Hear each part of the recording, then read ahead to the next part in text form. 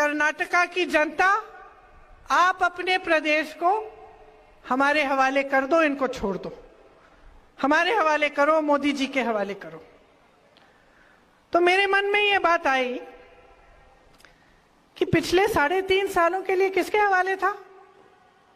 क्या बीजेपी के हवाले नहीं था? क्या इनकी सरकार नहीं है? और परिस्थितियां क्या है?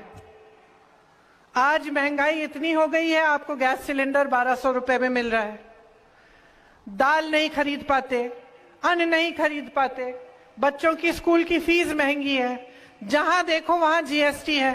छोटे छोटे जो मेरे दुकानदार भाई बहन हैं क्या करते हैं? हर चीज पे पहले तो नोटबंदी आई, उसके बाद जीएसटी। महंगाई इतनी बढ़ चुकी है कि आप गुजारा नहीं कर पा रहे हैं। एमएलए के बच्चे पकड़े जाते हैं, उनके घर में 8-8 करोड़ कैश पड़ी है, उन पे कोई कार्रवाई नहीं होती। उसके बजाय उनके पिताजी एक परेड निकालते हैं ये कहने के लिए कि तुम हमें छू नहीं सकते।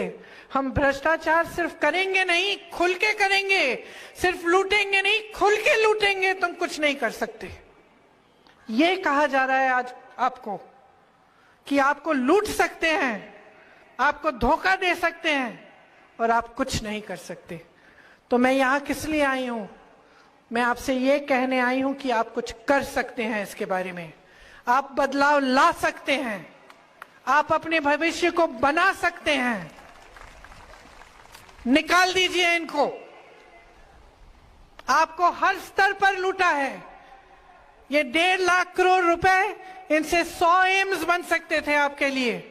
जाने कितने किलोमीटर मेट्रो बन सकती थी, कितने हजारों किलोमीटर सड़कें बन सकती थी, अस्पताल बन सकते थे, शिक्षा के संस्थान बन सकते थे। और कहां गए ये पैसे? लूट के कहां गए? किसकी जेब में है, किसके घरों में है? आपको सब कुछ दिख रहा है। आपको मन बनाना है कि आप किस तरह की राजनीति इस देश में चाहते हैं।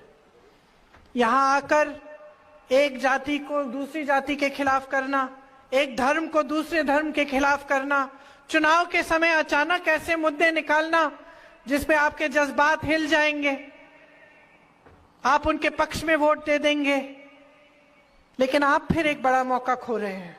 अगर आप इनकी बातों में पड़ेंगे और आप ऐसे नेताओं को बार बार आगे बढ़ाएंगे जो आपके मुद्दों की बात ना करें और सिर्फ फिजूल के मुद्दे उठाते रहें, तो नुकसान आप ही का होगा। आज आपके मुद्दे, जैसे मैंने कहा, क्या है? महंगाई का बहुत मुद्दा है। कांग्रेस कह रही है कि अगर आप कांग्रेस की सरकार लाएंगे तो महंगाई पे रोक लाएंगे, और सिर्फ ये नहीं, आपकी मदद करेंगे। आज मेरी बहनें जो सारी वहां पे बैठी हैं, कितना संघर्ष करती हो आप। घर भी चलाती हो, जॉब भी करती हो, खेती भी करती हो, घर आके सबका देखभाल भी करती हो। सबसे बड़ा बोझ समाज कर आपके कंधों पे है और सबसे कम सहायता समाज आपको देता है ना? तो कांग्रेस कह रही है कि इतनी महंगाई से सबसे ज्यादा कौन जूझा है? मेरी बहनें जो घर संभालती हैं। तो हम चाहते हैं कि हर महीने गृहस्थ महिलाओं को 2000 रुपए प्रति माह मिलना चाहिए, हर महीने मिलना चाहिए। हम करवाएंगे ये। इसको गृह लक्ष्मी योजना का नाम दिया है। गृह ज्योति है, जिसमें हम कह रहे हैं कि हमारी सरकार आएगी तो 200 यूनिट मुफ्त में आपको बिजली मिलेगी। नौजवान इतने सारे यहां हैं, एक ने हाथ नहीं उठाया कि सरकार ने आपको रोजगार दिया। हम कह रहे हैं कि 2.5 लाख जो खाली पद पड़े हैं उनको हम भरेंगे, आपको रोजगार मिलेगा, आपको मजबूती देंगे, आपके छोटे व्यापार, छोटे दुकानदारों को मजबूती देंगे। जिन्होंने ग्रेजुएशन किया है लेकिन अभी तक नौकरी नहीं पाए हैं, उनको हर महीने 3000 रुपए सरकार बेरोजगारी का भत्ता देगी। जिनका डिप्लोमा है उनको 1500 रुपए प्रति माह मिलेगा, ताकि आप भी आस्ते आस्ते अपने पैरों पे खड़े हो पाए और आप पे ये ना बीते कि आप शिक्षित हैं, आपके पास रोजगार नहीं है और बिल्कुल गुजारा नहीं कर पा रहे हैं। देखो, नौजवान का आत्मविश्वास रोजगार से जुड़ा होता है। जब वो कुछ करके आता है, घर में कुछ कमा के लाता है, तब उसे अपने आप पे गर्व होता है। जब ऐसे ही भटकता है, चाहे कितनी भी शिक्षा कर ली हो, नौकरी नहीं मिल पा रही है, तो खुद को बुरा लगता है और उसमें तुम्हारा कोई दोष ही नहीं है।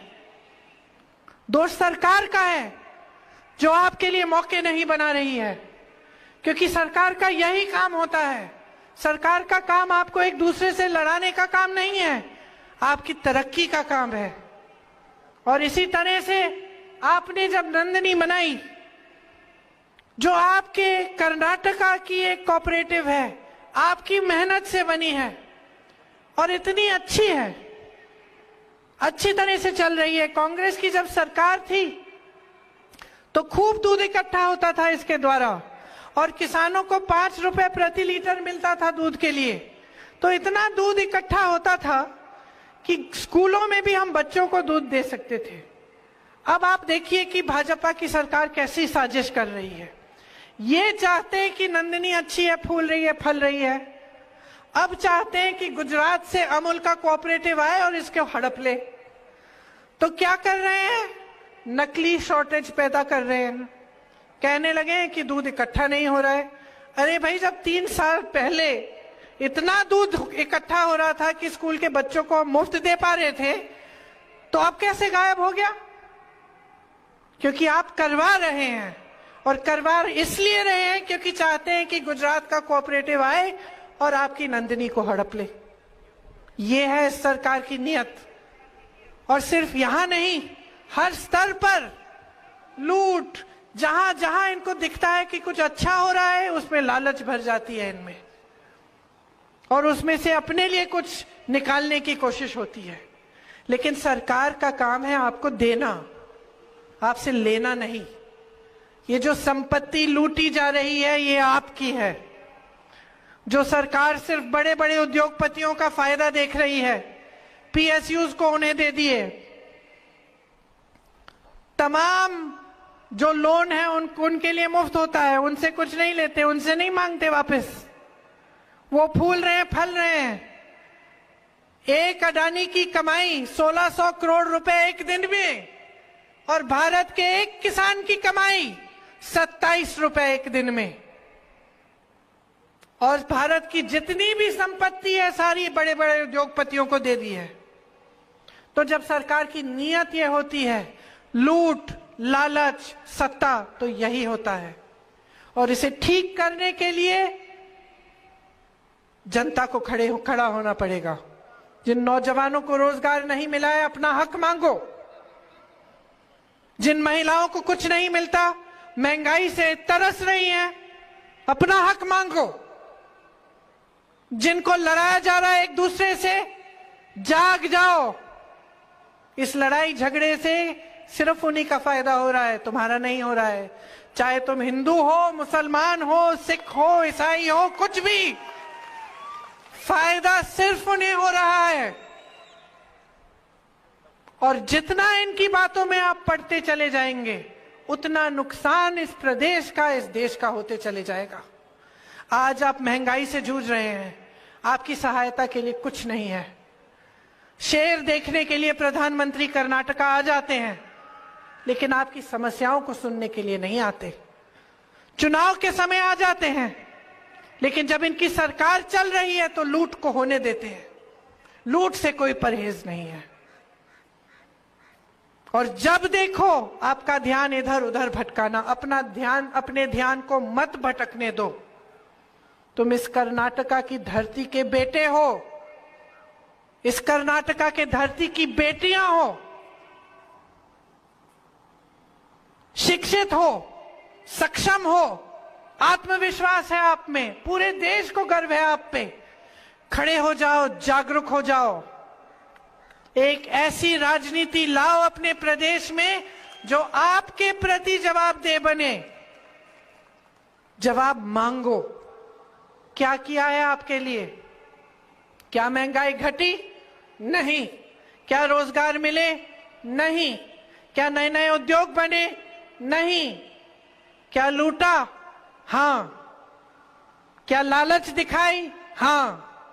क्या आपका विकास हुआ? नहीं। सवाल पूछो, सबसे सवाल पूछो। आज हम यहां बैठे हैं, कल हम सत्ता में होंगे, हमसे सवाल पूछना। लेकिन ये सवाल पूछना बहुत जरूरी है और इसी में आपका भविष्य है। इस बात को गहराई से समझो। आज यहां आकर मेरी बातें सुनना काफी नहीं है, मुझे पसंद करना काफी नहीं है, गहराई से अपने जीवन के बारे में सोचना जरूरी है।